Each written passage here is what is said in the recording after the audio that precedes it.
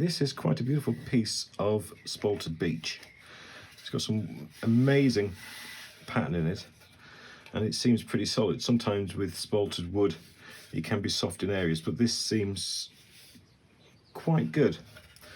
I don't think we're going to have too many problems. Now, the reason I've chosen this piece in particular is because there's an awful lot of variation in the spalting, a lot of light and dark areas. So I thought it might be nice to colour it, but in a particular fashion, rather than colouring the whole thing to give a nice effect. I'm going to almost treat it like painting by numbers. I'm going to pick a specific pattern, like this area here, colour that one colour, and then move on to the next bit, and so on, across the whole bowl. I think it might be an interesting effect. Not quite sure exactly how it'll end up looking, but there's only one way of finding out. Right, we shall mount this with a worm screw. So first of all, we need to find the centre. Actually, before we do that, we need to decide which is going to be the top and which is going to be the bottom. Now, we've got a light part here, which is the most interesting bit, I think, in terms of colouring. And that runs across, getting narrower to there. So it's quite deep there, shallow there. So I'm thinking that needs to be the top of the bowl. Because as we take this out, this bit will move across, or it'll always stay on the edge, but then it'll get narrower there and then broader out to this area. So I think that, in terms of colouring, is going to be the most effective area to have as the top of the bowl. Okay, so I'll get this marked up and we shall get started. One thing before we get started, I must mention this thing.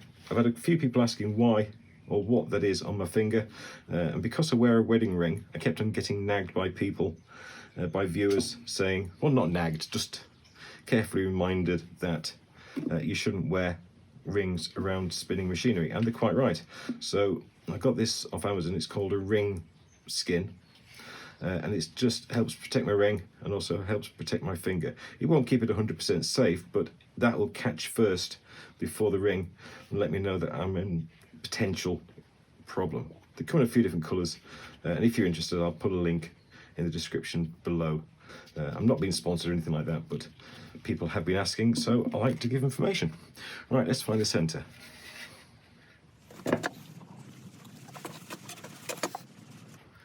Now, when I put that hole in there, that actually feels a bit soft.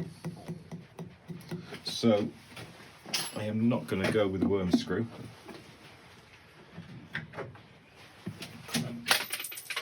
Really? I'm going to go with the faceplate instead. Because if you start screwing into, putting a worm screw into soft wood, then it'll come loose very, very quickly. Yeah, you can see, look, I can mark that quite happily with my fingers. Fun times ahead. Okay, we're all set up. It's fairly well balanced, so we can start turning it around 700 RPM. We do have the softer wood on the top, so I'm going to use tailstock support at the start. Whether I go for a tenon or a recess depends on how this turns, so let's make a start.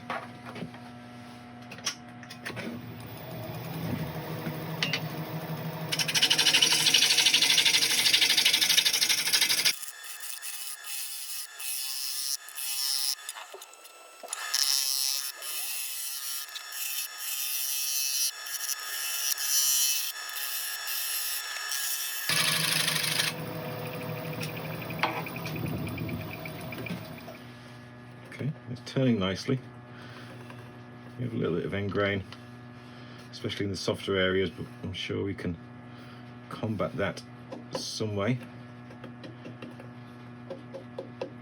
Nice and solid around there. Okay, I'm going to create a foot around here, and then we'll put a tenon in.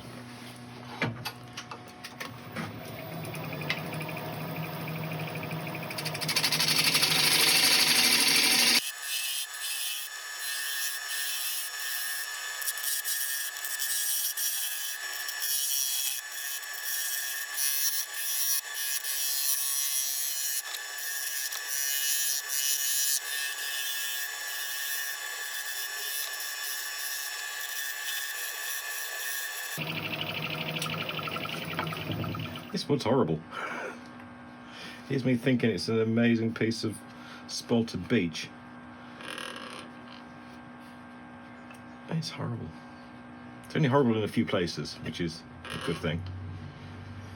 Right, I'll just do the last couple of passes on here to try and get rid of some of this end grain, and then we'll recess in and start sanding.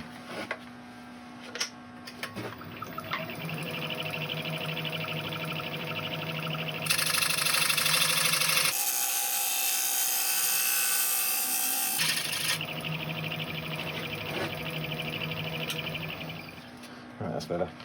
Okay, recess in, start sanding, and then we can have some fun.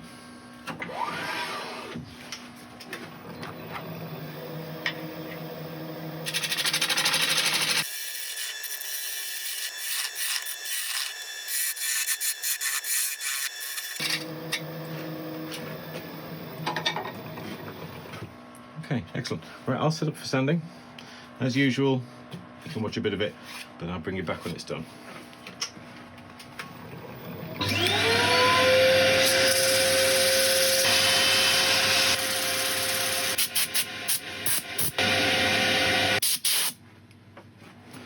Okay, sanding was interesting. The softer areas seem to sand an awful lot quicker than the harder areas, so we've got a few interesting dips in certain areas, but it's all smooth, it's all good enough for going to the next stage. Now, a good tip, well, we'll soon find out if it's good or not, but you remember a few weeks ago I coloured the rim of a bowl using shaving foam. Well, one of the many comments that came from that was a gentleman suggesting that I use a pre-stain, which is basically a kind of a sealer level shellac, but even thinner, like a 10% concentrate. So I've made up some here. This is blonde shellac, so it doesn't stain too much. And we're just going to coat it in this. This will help prepare the wood, hopefully. I'll get a better brush. But this will hopefully prepare it an awful lot better for the stain we're going to put on. Kind of conditions the wood, gets it ready for staining, apparently, but we'll find out. If it doesn't work, I'll get the gentleman's name and we'll hunt him down. No, he won't.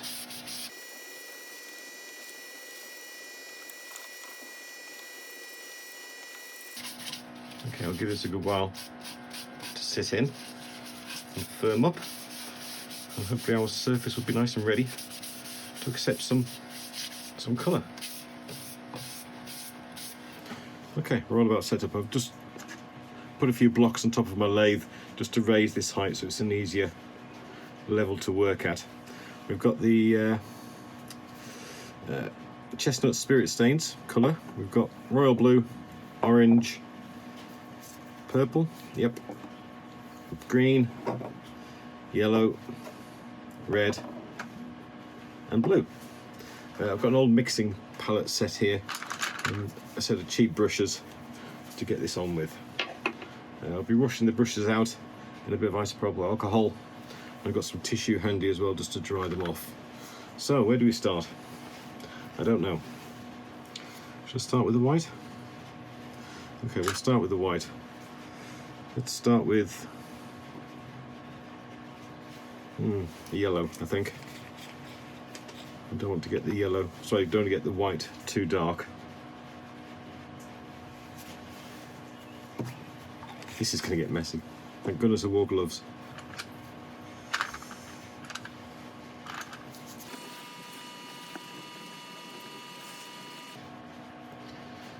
I think the yellow's too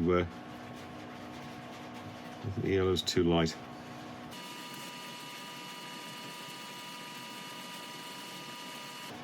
Well, maybe not.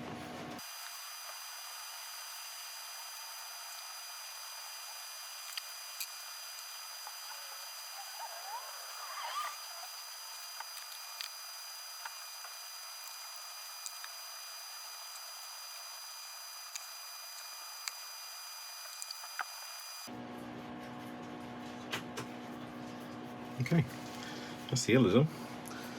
That took longer than I thought. Right, I'll just clean off this little bit and then we'll start on with the colour.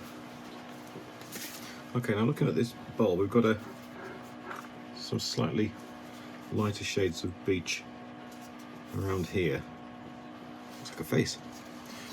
So I'm going to put something into these areas. I think a red.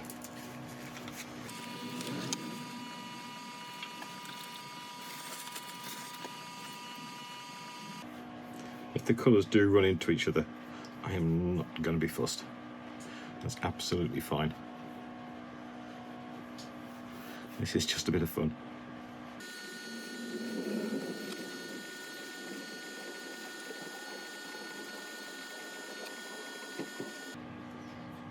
I'll leave those eyes and do a different colour in there. I think that'd be nice. I've got a natural border here with this bit of spalting, so I'll not go over there.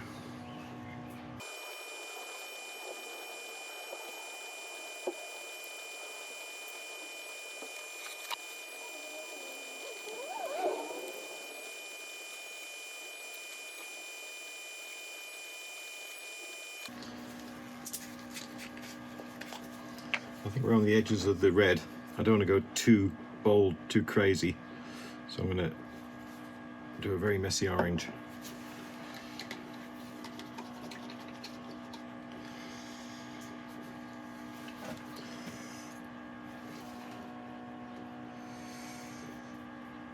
I left a bit of isopropyl on the bush there just to help these two colours run into each other.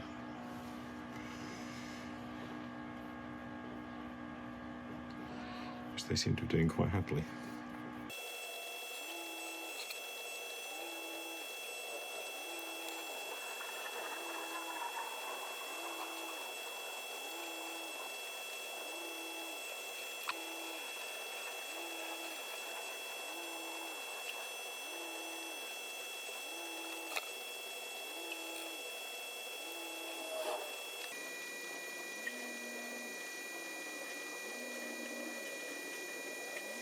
This green is quite a contrast, so I'm not going to do much with it.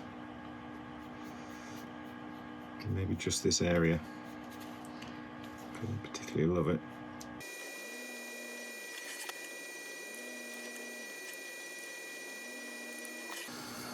Well, it's certainly different.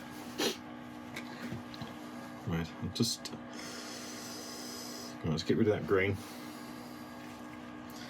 I don't want it any more for now. Actually, I'll turn it round just in case. I think it's purple time.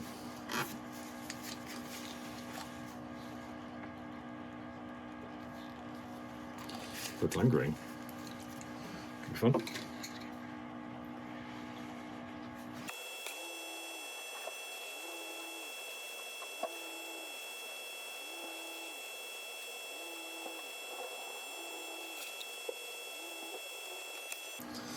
Okay, I'm going to clear this off again, this tray.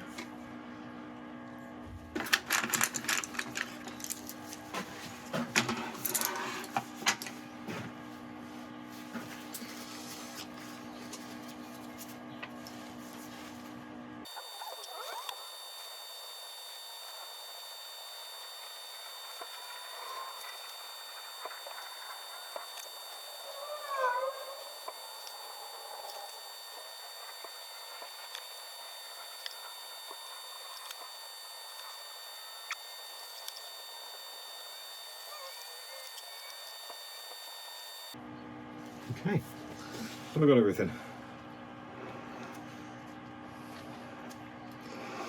Yep, it's not going to look this bright by the end. Right, I'm going to let this dry for a good while, then we'll go back on the lathe and do something else to it. Okay, well, we're back on the lathe. Yeah, I know, isn't it? Right. Move hooch out of the way for a second. So I'm just going to hit it with a bit of acrylic sanding sealer. I don't necessarily want to rub it with anything, but we do need to put some sort of protective finish on this before we go any further.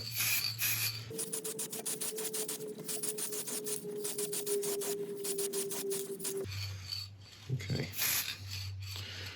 I'm going to put on a couple more coats of that once this one's dried, and then we'll cut it back with a bit of abrasive paste and see how that looks.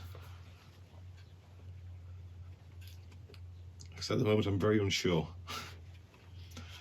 Certainly different, but we are only here to have fun, so let's carry on. Okay, sealer's had plenty of time to harden, so we'll go on with the True Grit and get this to shine a little bit more. I think this is going to divide the public's opinion on whether or not people like it. A bit of a Marmite scenario going on here. I'm kind of on the fence at the moment, but as I said, it's just a bit of fun. See what happens, see how it turns out.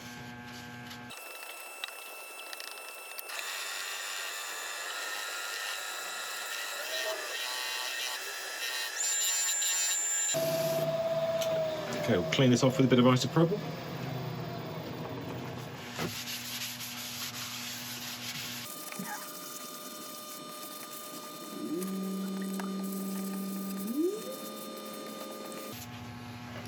Okay, now for a wax finish, just using a Hampshire sheen.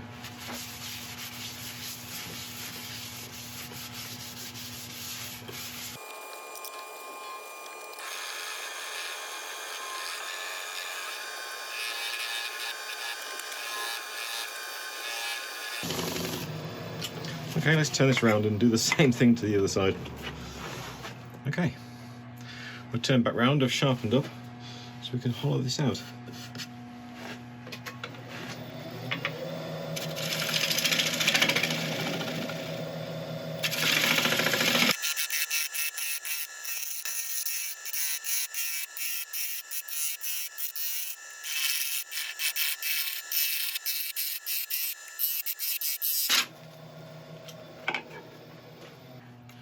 It's a wonderful mix of hard and soft woods here, so it's good fun turning.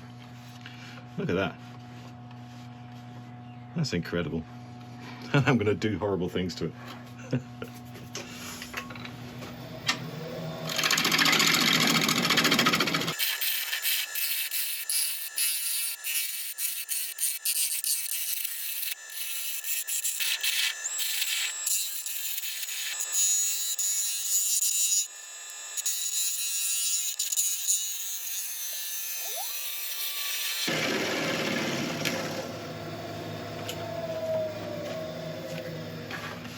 Beautiful. Right, let's sand this up.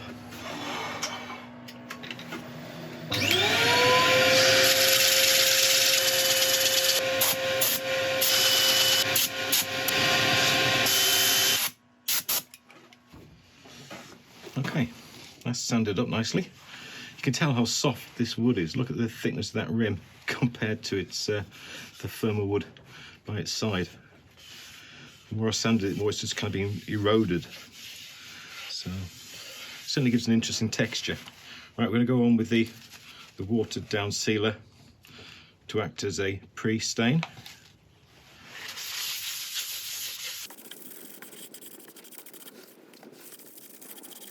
A bit of worm damage there. Okay, I'll set up the painting. I'll bring you back when we set up and this is dry. Okay, we're all set up for the final bit of painting. Now, it's my intention to try and match the colours running from the outside in.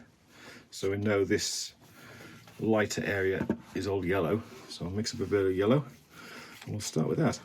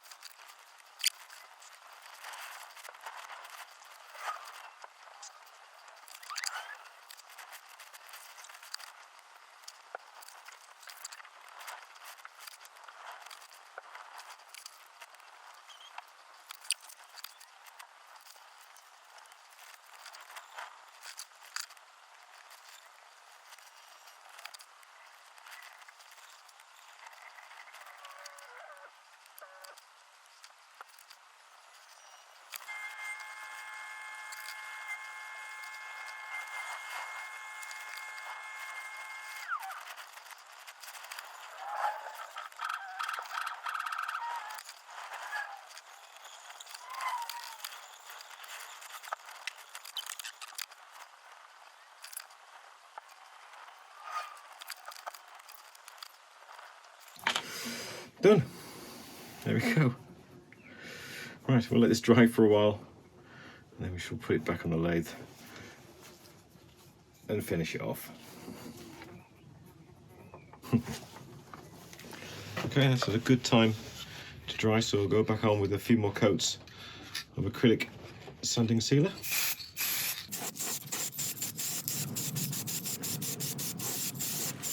I'll give it about 3 coats, and then we'll cut it back with an abrasive paste again, and then put the polish on. Okay, we're just about there. I'm just going to put some abrasive paste just to buff up the surface, knock off all the high bits, and then we can put a finish on.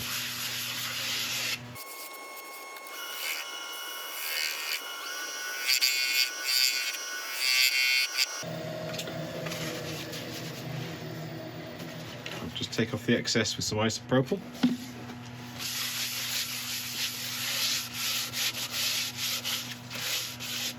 Let that evaporate and then put a finish on.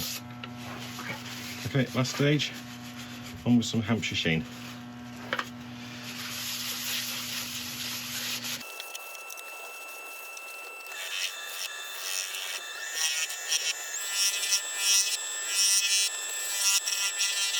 Okay, let's have a look at what we've done. There we go, a spalted beech bowl, which has had a colourful treatment. Initially I thought this beech bowl was fairly solid and fairly sound, but when we were starting to drill it for a worm screw, it became blatantly apparent that it was still quite soft in the lighter areas, which are now yellow. So we had to take a different route, and when I was sanding, you can see the amount of difference in the wear that the sandpaper had on the wood. You go from normal to the softer area, and there's good 30% difference in the actual width. So that was enlightening, shall we say.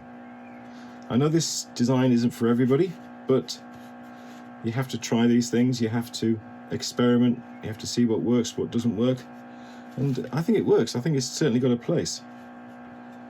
We can class this as art, in inverted commas. Anyway, that's it from me this week. If you do have an opinion on this, I don't mind if you tell me you hate it. That's absolutely fine. Everybody does have a right to an opinion. Please leave it in the comments below, and if you leave a comment, good or bad, then you are going to be entered into the giveaway when we get to 10,000 subscribers. Of course, you do have to be a subscriber to be in order to win. Apart from that, thank you very much indeed for watching. Oh, one last thing, if you do or are interested in keeping your fingers safe if you are wearing a ring, then I'll put a link to these ring skins in the description below. I don't earn any money from it, but I think it's a useful thing to have. If you don't get one of these, then please put tape around your ring when you're turning to help keep you safe. But apart from that, thank you very much indeed for watching. I shall see you next time. Thank you.